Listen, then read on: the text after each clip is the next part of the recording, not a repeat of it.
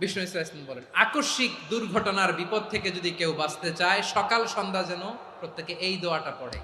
সকালে যদি 3 বার পড়ে, সন্ধ্যা পর্যন্ত হঠাৎ হঠাৎ বিপদ থেকে সে রক্ষা পাবে।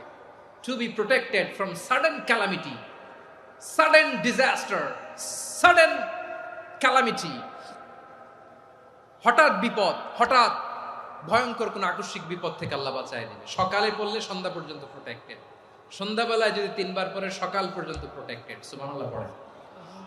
দোয়াটা কি? দোয়াটা হচ্ছে বিসমিল্লাহিল্লাযী লা ইয়াদুররু মা ইসমিহি শাইউন ফিল আরদি ওয়ালা ফিস সামাই ওয়া হুয়াস সামিউল আলিম। ছোট না? অনেক ছোট, মুখস্থ করবেন। বিসমিল্লাহিল্লাযী লা ইয়াদুররু মা ইসমিহি শাইউন ফিল আরদি ওয়ালা ফিস সামা। ওই আল্লাহর নাম নিচ্ছি, যে আল্লাহর নামের বরকতে আকাশ জমিনের কোনো কিছু কারো কোনো ক্ষতি সাধন করতে পারে না। তিনি সর্বশ্রোতা, সর্বজ্ঞ। সুবহানাল্লাহ পড়েন।